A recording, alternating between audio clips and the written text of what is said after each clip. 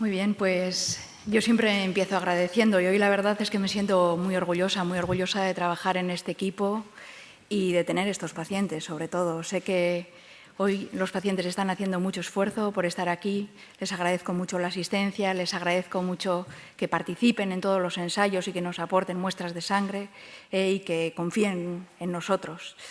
También agradezco mucho a la Asociación de Pacientes de Vizcaya toda la labor que está haciendo. En épocas de crisis ellos han decidido mojarse con nosotros, moverse con nosotros y eso yo creo que es fundamental. Agradezco también a la industria farmacéutica toda la investigación que está haciendo en los nuevos fármacos, porque la verdad es que la esclerosis múltiple en estos últimos años tiene una proyección terrible en investigación en nuevos medicamentos y eso os lo voy a contar hoy sobre todo. Y seguro que me olvido de personas importantes. Agradecer a Kun, a Carlos Matute, a Alfredo y a Rafa Bengoa, que tanto nos ha ayudado en la lucha de las enfermedades crónicas. A todos ellos y seguro que me olvido de gente. Y bueno, yo voy a hablar sobre todo de últimos avances y tratamientos en esclerosis múltiple y voy a ser sobre todo el nexo de unión. Hemos hablado de investigación y ahora pasamos de investigación a lo que pasa en la consulta del día a día con pacientes con esclerosis múltiple. Y os quiero comentar, como hacemos todos los años, qué es los últimos avances y cómo estamos en este momento y en qué situación. Bueno, hoy en día, en el 2012, cada vez tenemos más novedades sobre todos los aspectos de esta enfermedad. Sabemos que está cambiando la epidemiología de la esclerosis múltiple y esto es interesante. Sabemos que hay algunos factores causales, tanto genéticos como ambientales, que vamos a esclarecer hoy y que vamos a hablar de ellos. Hemos hablado mucho de la patogenia, de cómo es esta enfermedad. Carlos nos ha hablado de la inflamación, de la degeneración axonal y todas estas investigaciones nos ayudan para un fin común. Cuanto más conozcamos de estos tres aspectos, más podremos avanzar en el tratamiento sobre esta enfermedad. Empezando por la epidemiología, hasta ahora siempre habíamos comentado que era una enfermedad crónica que afecta a adultos jóvenes, es una enfermedad que dura toda la vida, y siempre habíamos comentado que tenía unas características muy especiales, que había un gradiente o unas diferencias entre el norte y el sur.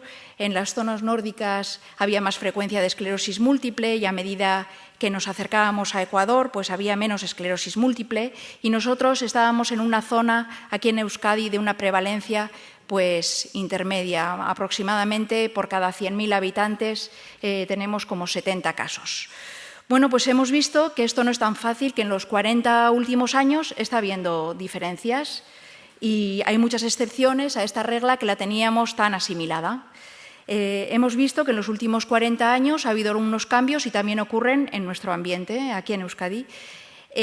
Antes, por cada 2 mujeres había un varón afectado y ahora estamos viendo que están afectándose más la población, el sector de población que afecta a mujeres adultas. Siguen habiendo hombres afectados, pero casi existen 3 mujeres por cada varón afectado. Y esto ha ocurrido en los últimos 40 años. Esto, para explicarlo, no se puede explicar por factores genéticos que necesitan muchos más años para establecerse. Y tiene que haber algunos factores ambientales que todavía no conocemos que estén implicados en la etiopatogenia de esta enfermedad. Y hablamos mucho con los pacientes sobre cuáles pueden ser las causas de esta enfermedad. Y ya se empieza a hablar que es una enfermedad autoinmune, el sistema inmunológico se altera, se ataca la mielina, no solo la mielina, la inflamación en el cerebro, sino que los axones también se afectan. ¿Y por qué? ¿Qué es lo que altera este sistema inmunológico y por qué a unas personas? Pues deben de existir algunos factores ambientales que todavía no sabemos cuáles son, pero se está investigando mucho sobre virus. Hoy por hoy todavía no se ha podido demostrar relación directa con ninguno de ellos, pero se siguen investigando sobre todo la familia del virus de Epstein-Barr y otros virus herpes. También el tabaco sabemos que es un factor que en el estilo de vida ha cambiado mucho y sabemos que es nocivo, es perjudicial para esta enfermedad. Se está investigando mucho sobre el factor de la vitamina D y la radiación solar. Sabemos que en algunas poblaciones se está investigando, sobre todo en California, mucho sobre qué puede ocurrir sobre la vitamina D, pero en nuestro estudio, en el estudio de Euskadi, no hemos visto relaciones con los niveles de vitamina B, la radiación solar y la posibilidad de tener esclerosis múltiple. Hoy por hoy, desde luego, sabemos que los suplementos de vitamina D no sirven para nada en esta enfermedad. Bueno, pues todos estos factores implicados y las sinergias se potencian entre unos y otros, que todavía tenemos que esclarecer, pueden afectar a un organismo predispuesto genéticamente.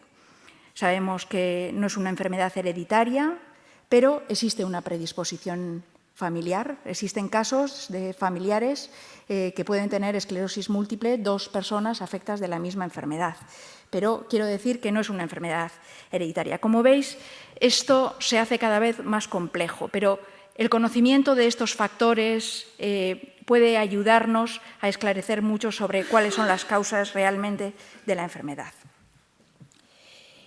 ¿Y más avances sobre la esclerosis múltiple? Bueno, pues sabemos que es una enfermedad que es muy variable, como decimos, tiene 1000 caras y 1000 formas de evolucionar.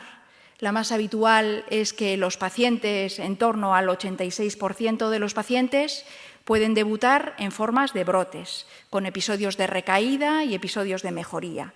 Estas recaídas pueden mejorar al 100% o pueden dejar secuelas. Y durante los primeros años de la enfermedad sigue así. Y en algunos casos puede quedarse así toda la vida. Pero en otros pacientes la enfermedad es más dura y puede pasar de una forma en brotes a una forma secundariamente progresiva. Y a lo largo de los años empezar a dejarles secuelas importantes, sobre todo en la capacidad para caminar. Es lo que se llama esclerosis múltiple secundariamente progresiva. Y luego existen otro tipo de pacientes, que en torno a un 10% de los pacientes, curiosamente, son pacientes que debutan con una esclerosis múltiple a una edad un poquito más mayor y, sobre todo, hay más varones que mujeres, que no tienen brotes y empiezan con una enfermedad, lo que se llama primariamente progresiva. Hay distintos tipos de esclerosis múltiple y esto lo quiero explicar y lo quiero dejar bien claro porque fármacos que pueden ser eficaces en algunas fases de la enfermedad no son eficaces en otras. Fármacos que pueden ser muy eficaces en la fase en brotes, cuando hay mucha inflamación, no suelen ser eficaces en formas progresivas. Y sabemos también que hay un periodo ventana, un periodo en los primeros años, en el que los fármacos son mucho más eficaces y los pacientes responden mejor a los tratamientos. Y hay mucha variabilidad también de la respuesta a los fármacos. Todo ello nos hace pensar que es una enfermedad muy heterogénea y muy variable de unas personas a otros. Y hoy todavía no tenemos ningún marcador en sangre, pero se está investigando, ni ninguna manera, ni ninguna técnica en resonancia, ni ningún marcador clínico que nos ayude a saber, cuando estamos delante de un paciente en la consulta y debuta con una esclerosis múltiple, no hay manera de saber si va a evolucionar bien a lo largo del tiempo o va a evolucionar de una forma secundariamente progresiva o no sabemos cuál es el fármaco que mejor le vaya a este paciente. Y por ahí van las investigaciones, intentando hacer una medicina cada vez más personalizada, porque, como bien decimos, es una enfermedad muy variable y todavía estamos huérfanos de claves clínicas que nos digan quiénes son los pacientes que van a evolucionar bien, quiénes van a evolucionar de una manera progresiva y peor y quiénes van a estar muy estables a lo largo de los años, porque también, aunque son pocos, pues existen formas muy buenas de evolución, aunque no son las habituales. Todo ello nos ayuda a llegar a lo que nos interesa realmente.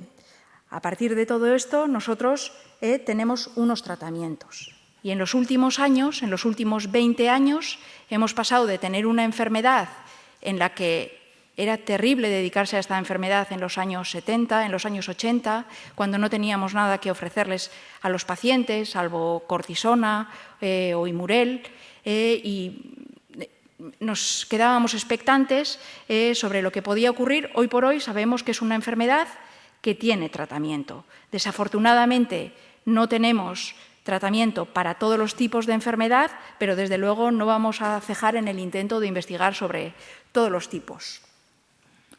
Hemos pasado a una enfermedad tratable, esto es muy importante, y más que vamos a tener.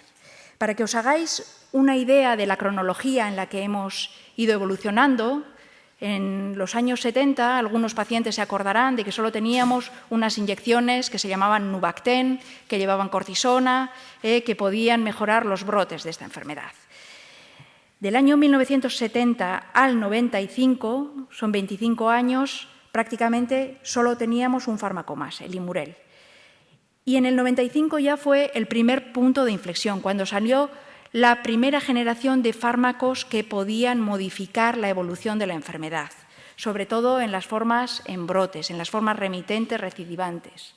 Y surgieron el interferón beta, el acetato de glatirámero, luego apareció el mitosantrone, que se utilizaba en segunda línea, un fármaco mucho más fuerte.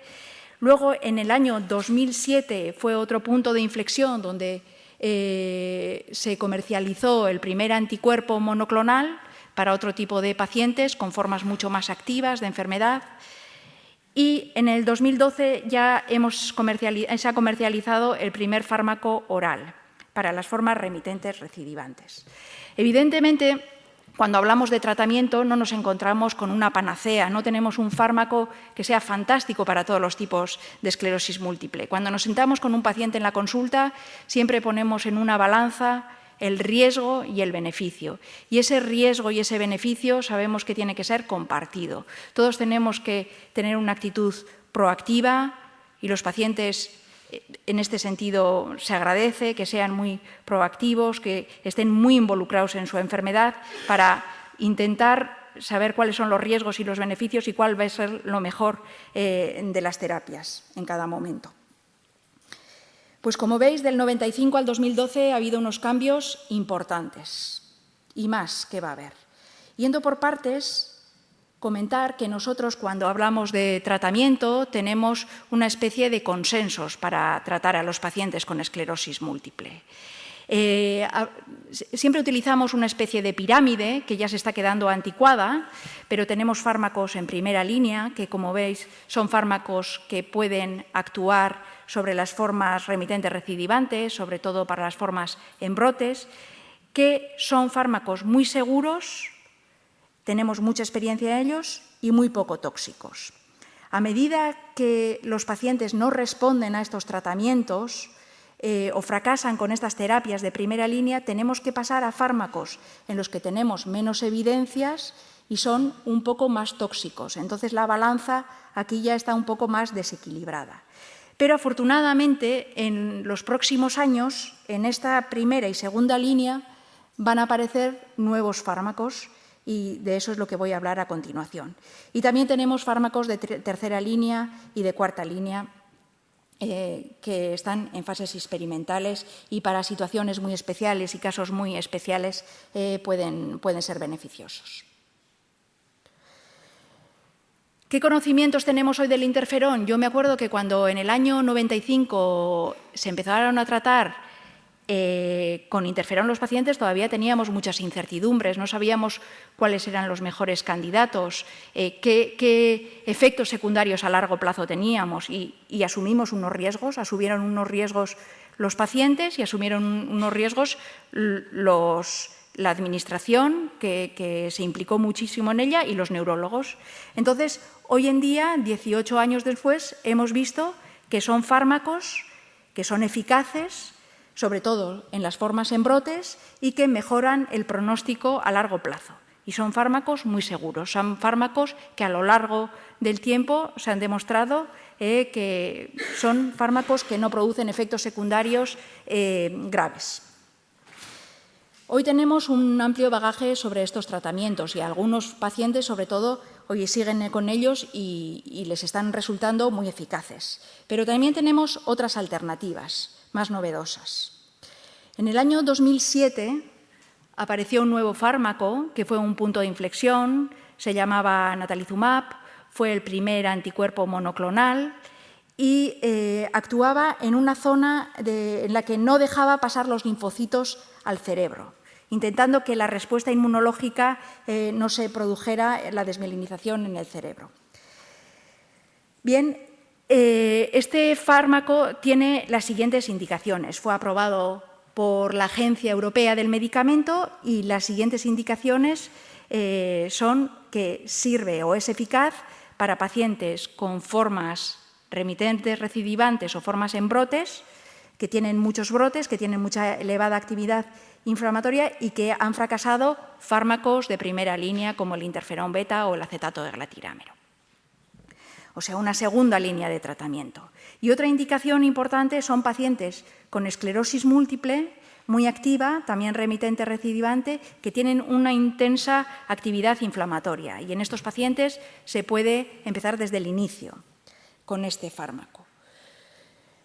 Es un fármaco que ha demostrado mucha eficacia en la reducción de brotes, en torno al 68%, que también frena la progresión en algunos pacientes, datos muy interesantes, y se ha pasado de pedirle a un tratamiento de que frene los brotes. Antes utilizábamos el parámetro de frenar o reducir el número de brotes a otro parámetro. Ya empezamos a hablar de pacientes libres de enfermedad, pacientes que con este tratamiento no tienen brotes y en la resonancia tampoco tienen actividad inflamatoria. Este es un punto para nosotros de cuantificación de la esclerosis muy, muy importante. No se curará, pero ya hemos pasado a otro escalón, a pacientes libres de enfermedad. Bueno, como siempre, todos los fármacos que son tan activos y actúan sobre el sistema inmunológico tienen efectos secundarios. Y esos efectos secundarios, aunque no son frecuentes, pues tienen que conocerse. Y los pacientes tienen que conocer el riesgo que tienen de tener esos efectos secundarios. Y cuando empiezan con estos fármacos, los pacientes sopesan los pros y los contras, leen el consentimiento informado que les explicamos y saben que pueden tener un riesgo que, aunque sea bajo, pueden sufrir una infección por un virus que se llama el virus JC. Pero hoy tenemos una técnica de laboratorio que puede determinar si los pacientes están inmunizados sobre ese virus o no están inmunizados. Y en función de esa inmunización o no, tienen mayor riesgo o menor riesgo. O sea que podemos controlar el riesgo. Dependiendo de cómo sea, pues hablamos con los pacientes y les decimos, bueno, a ti te puede ir bien este fármaco, pero tienes un riesgo de sufrir esta infección por un virus de 1 de cada 200 pacientes, o tienes un riesgo de 1 de cada 8.000. Entonces, aquí sopesamos los riesgos y los beneficios, porque también hay que pensar que es una enfermedad muy grave, pero todo tiene su riesgo. Irnos de Bilbao a Sevilla en coche también tiene su riesgo. Entonces, aquí hay que sopesar todo y tiene que ser una valoración del riesgo decidida entre los pacientes y los médicos. No obstante, sabemos que no es un fármaco que en muchos pacientes es muy, muy eficaz. Otro punto de inflexión importante, gracias a la comercialización este año de otro fármaco, ha sido este último año. Tenemos el primer fármaco oral, un primer fármaco que es un inmunosupresor muy potente, que se llama fingolimod, que se toma una vez al día, por vía oral. Es un fármaco que tiene un mecanismo de acción muy interesante, es como que secuestra los linfocitos. Los linfocitos son los que actúan en el cerebro provocando esa desmielinización y esa lesión característica de la esclerosis múltiple. Entonces, este fármaco lo que hace es secuestrar los linfocitos en los ganglios linfáticos y en los nodos linfáticos. Entonces, esos linfocitos no pasan a la sangre y, como consecuencia, no pasan al cerebro mientras el fármaco está haciendo efecto. Es un fármaco muy eficaz también. Sobre todo, las indicaciones en nuestro medio se utiliza como un fármaco de segunda línea. Y las indicaciones son para formas con esclerosis múltiple remitente recidivante, en brotes, en las que se ha fracasado con fármacos de primera línea, como interferones, acetato de glatirámero, o en otros casos, de una manera de novo, en formas de esclerosis múltiple remitente recidivante, muy activas, que están teniendo muchísima actividad inflamatoria y muchísimos brotes. Pues en estos dos casos, en estas dos indicaciones, puede ser eficaz este fármaco. Tiene unos datos de reducción de brotes muy interesantes respecto a otros fármacos clásicos y también puede frenar la discapacidad. Y luego hemos visto en algunos análisis que hemos hecho que puede frenar la atrofia en el cerebro. Pero también, como contrapartida, tiene sus efectos secundarios. No es una panacea y es un fármaco que no está exento de efectos secundarios. Efectos secundarios, aunque sea una medicación oral y en pastilla, es un fármaco inmunosupresor. Y es un fármaco que la primera dosis se debe tomar en el hospital. Es de uso hospitalario y el paciente debe estar monitorizado y se debe controlar el riesgo porque puede producir arritmias cardíacas o problemas de bradicardia, enlentecimiento del ritmo del corazón o problemas de hipertensión arterial. En algunos casos nos puede dar problemas oftalmológicos y al ser un inmunosupresor pues puede provocar infecciones. Y aquí sí que tenemos que tener en cuenta que este fármaco puede ser muy eficaz, pero la adherencia a este fármaco, tomarlo, también es importante.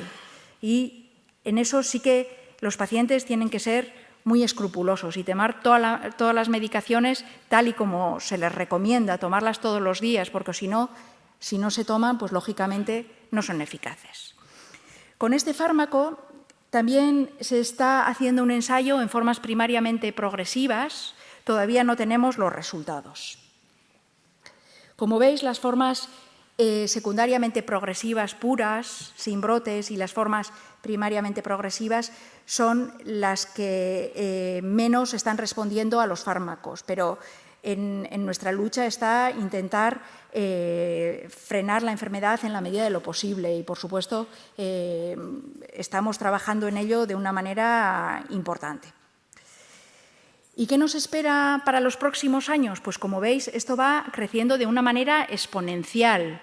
Si en 25 años no habíamos tenido nada, ahora en muy pocos años, del 2012 al 2015, tenemos muchos fármacos más, 3 de ellos orales y 2 que son otros anticuerpos monoclonales, para formas más activas y en casos muy excepcionales. Entonces, con todo ello, lo que sabemos es que cada vez los neurólogos tenemos que tener más conocimiento sobre esta enfermedad, tenemos que ser unos auténticos expertos y cada vez el tratamiento será más personalizado. Nos sentaremos con los pacientes y en función del tipo, de las características de la esclerosis múltiple, de los años que lleve, del momento de la esclerosis múltiple en el que esté y de las características que tenga, pues decidiremos entre unos u otros fármacos. Haremos como una especie de menú personalizado para cada paciente y lo que sirve para unos probablemente no sirva para otros, porque como hemos dicho es una enfermedad con 1000 caras. Solo brevemente me voy a referir a estos fármacos. La teriflunomida, han salido unos datos realmente interesantes en los últimos meses, va a ser un fármaco oral, también un inmunosupresor, con una reducción de brotes y de discapacidad interesante. Otro fármaco que también nos parece que puede ser muy seguro y muy eficaz es otro fármaco oral, el fumarato, que también lo tendremos, espero que para finales del 2013-14, que tiene unos datos sobre la reducción de los brotes y de la progresión muy interesantes. Y el laquinimod, que es otro fármaco oral, hay algunos pacientes en Euskadi que ya lo están tomando y que es un fármaco seguro que se toma por vía oral y que prácticamente está siendo muy bien tolerado. Por otra parte, para formas más agresivas de esclerosis múltiple, tenemos otro tipo de fármacos que no son fármacos de amplio espectro, son fármacos. El alentezumab es un anticuerpo monoclonal, se utilizará de forma intravenosa y en algunos casos excepcionales, muy activos, puede ser eficaz. Y este es el fármaco del que tanto esperamos, es el anticuerpo antilingo, que ya no solo actúa sobre la inflamación, sino que, como veis, Aquí vemos axones desmielinizados y en la foto de la derecha vemos ya una remielinización, y en esto es en lo que estamos muy esperanzados con este fármaco. Y probablemente os podríamos dar más datos el año que viene. Seguro que me preguntaréis muchas cosas sobre las terapias con células madre, pero yo voy a dar dos pinceladas. Hoy por hoy, y me voy a referir al documento de consenso de la Federación Internacional de Esclerosis Múltiple, es un tratamiento experimental, solo se debe acceder a él en ensayos clínicos, nunca financiado por los propios pacientes, y os puedo asegurar que no existe ninguna terapia comprobada en ninguna clínica del mundo disponible para tomar la esclerosis múltiple. Muchas precauciones en los foros de Internet con estas clínicas privadas en las que hablan de tratamientos con células madre y a costa de muchas esperanzas de pacientes, sobre todo. Existen tratamientos que no influyen en la evolución de la enfermedad, que no modifican, pero pueden mejorar la calidad de vida. Hemos hablado mucho de que los pacientes pueden tener síntomas como la espasticidad, la rigidez muscular. Tenemos un fármaco que es un derivado del cannabinoide, que se utiliza en pulsaciones, como un spray sublingual, que sirve para mejorar la espasticidad en casos resistentes a otros fármacos habituales, como los relajantes musculares, como el lioresal, pero también tiene sus pros y sus contras. Y otro fármaco también muy interesante, que es un tratamiento sintomático, es la franpidina. La franpidina es un fármaco que actúa sobre unos canales de potasio que mejora la conducción del potencial de acción y parece que puede mejorar la capacidad de deambular de los pacientes. Puede mejorar, aquí tenemos que ser muy prudentes y tampoco podemos dar falsas esperanzas, pero en algunos pacientes puede ser beneficioso. Y para concluir, pues tenemos muchos fármacos en experimentación y yo creo que la EMS-AREA nos va a ayudar a trabajar en ellos, como hacemos ahora, pero de una manera más organizada. Algunos de ellos se quedarán en el camino de esta diana. Los que están en el centro prácticamente han demostrado eficacia y a medida que se salen de la diana, pues tienen que demostrar eficacia y seguridad. Probablemente algunos de ellos, por cuestiones de efectos secundarios, puedan quedarse en el camino, pero no cejaremos en investigar y en trabajar sobre estos fármacos. Bueno, de hecho ya lo estamos haciendo. ¿A dónde llegamos con todo esto? Pues que el tratamiento cada vez será más personalizado. Hay 1000 caras de esclerosis múltiple, también tendremos muchos fármacos, tendremos un menú para cada paciente probablemente, y que aquí necesitamos la involucración de todos nosotros, no solo los neurólogos, los pacientes, las asociaciones, todos los implicados, para compartir el riesgo y el beneficio. Y yo creo que al ritmo que vamos, probablemente en los próximos años tengamos muy buenas noticias. Y bueno,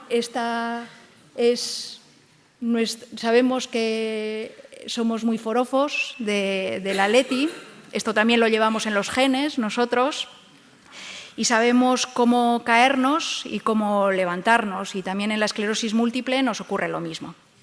Muy bien, muchas gracias.